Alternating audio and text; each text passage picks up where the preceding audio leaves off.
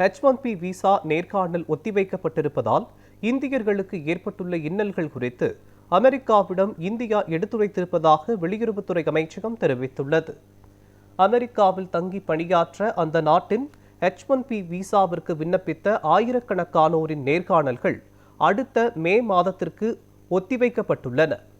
விசாவிற்கு விண்ணப்பித்தவர்களின் சமூக ஊடக பதிவுகள் மற்றும் அவர்களுடைய சுய விவரங்கள் ஆகியவற்றை ஆராய்ந்து அமெரிக்காவின் பாதுகாப்பை உறுதி செய்யும் நோக்கில் நேர்காணல்கள் ஒத்திவைக்கப்பட்டிருப்பதாக தெரிவிக்கப்பட்டுள்ளது.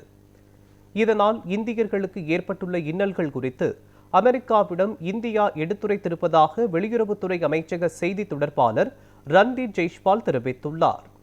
இந்தியர்களுக்கு ஏற்பட்டுள்ள சிரமங்களை குறைப்பதற்கு அமெரிக்காவுடன் இந்தியா தொடர்ந்து தொடர்பில் இருந்து வருகின்றன என்றும் அவர் கூறியுள்ளார்.